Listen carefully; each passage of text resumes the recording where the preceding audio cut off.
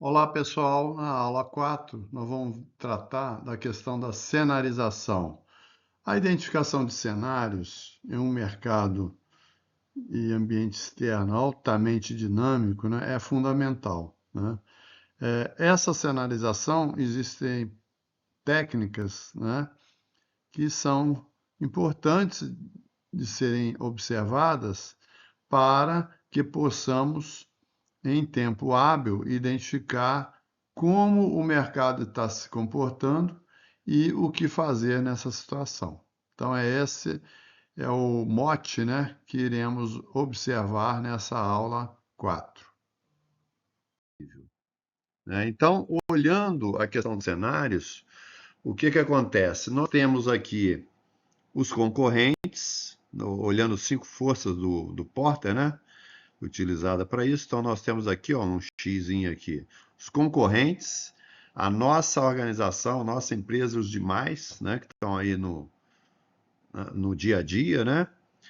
Esses concorrentes recebem insumos dos seus fornecedores, não é? Então, esses fornecedores podem ser os mesmos, podem ser diferentes, né? Podem concorrer entre si, mas aí entra já uma estratégia aí relacionada a um poder de negociação dessa empresa com esse fornecedor, de repente conseguir uma exclusividade, né? Que aí é uma ajuda, né? Para diferenciar das demais. Temos os compradores, né? Desse grupo que concorre, né? E olhando essa cadeia de valor ampliada aqui, ó, desde fornecedores até compradores, temos ainda dois outros atores, né? Que são os potenciais entrantes, ou seja, empresas que podem concorrer naquele mercado, mas não estão ainda concorrendo ali, né? E substitutos, né? Podem haver produtos que vão substituir esses que você está ofertando por outros, né? Mas que podem andar de uma hora para outra nesse mercado. Bom, além disso tudo, que são essas 5 forças, existem, aí sim a cenarização acontece para identificar o que pode acontecer na questão governamental, né? O governo, além de ser um grande sócio nas empresas, né? Porque a partir dos seus impostos, né? Ele também tem uma influência muito forte com relação a fatores que podem vir de políticas governamentais, né? Ou ajudando ou complicando essa empresa. Podem haver também fatores econômicos e de mercado que podem estar influenciando, né? Também é um outro cenário, né, que a gente precisa delimitar, né, ou definir. Fatores demográficos e culturais no mercado que a gente for atuar e fatores tecnológicos e ecológicos, né? Essas 4 elementos, que são variáveis externas, a gente chama de variáveis exógenas, né? A gente não tem controle, né? O que a gente tenta fazer é identificar aonde ou como vai acontecer isso aí dentro desse negócio que eu estou atuando, né? Que seja energia, como exemplo que eu citei, né? E aí, a partir disso, montar as nossas estratégias, os nossos objetivos. Bom, por que cenários? Porque os cenários nos ajudam a construir esse futuro, né? É, muitos erraram e muitos erram, né?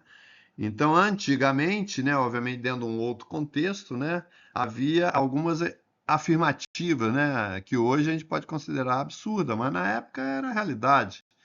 Máquinas voadoras mais pesadas que o ar são impossíveis. Isso antes do avião acontecer, né? Antes do Santos Dumont construir o avião.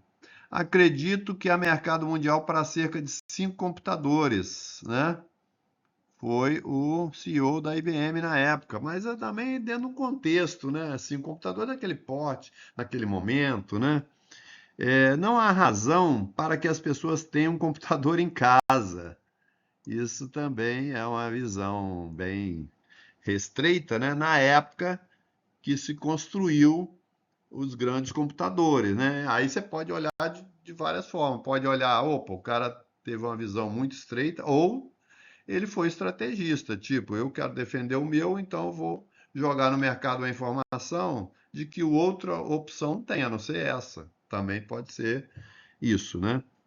O fonógrafo não tem qualquer valor comercial. Então, da forma como foi apresentado também na época, né?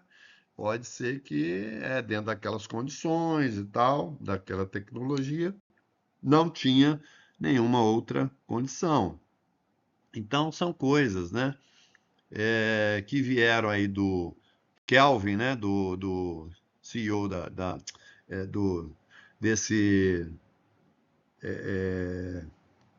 que tratou essa questão da filosofia natural, desse livro aqui, né?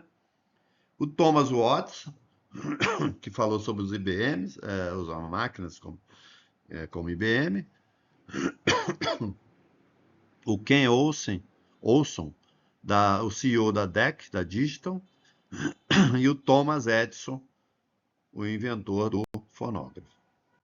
Então, quais os objetivos dos cenários, né? Propiciar insights úteis para se pensar no futuro, né?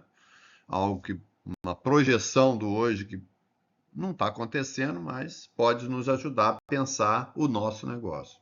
Combinar extrapolação com autodeterminação, quer dizer, você extrapolar o que você está fazendo hoje para outra situação, e essa autodeterminação no sentido de dizer, olha, não, vamos chegar lá. Né? O homem vai até o final do século pisar na Lua. Foi o que o Kennedy falou na época. Né?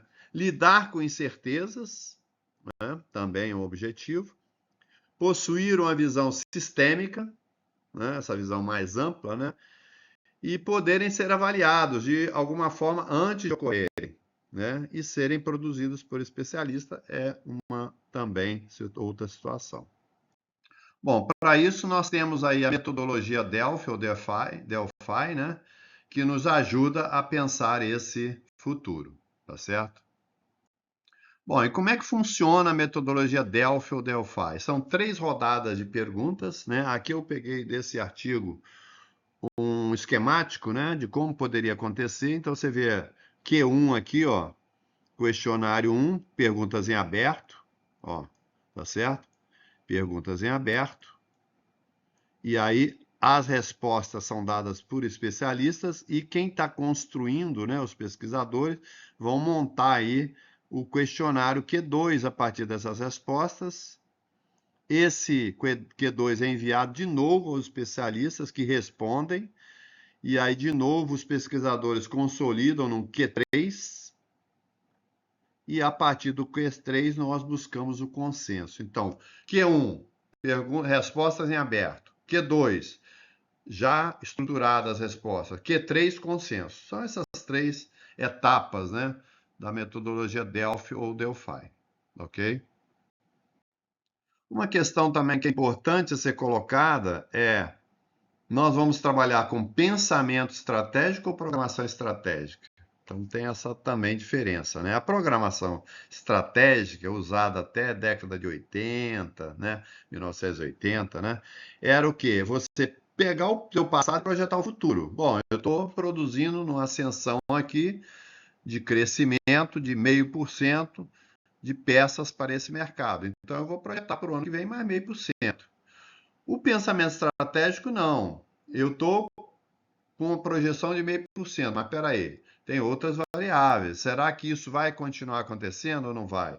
Vamos projetar um cenário agora com essa taxa de crescimento ou tende a vir uma recessão aí? Como é que é isso? Então, pensamento estratégico, eu uso outras variáveis além do meu passado.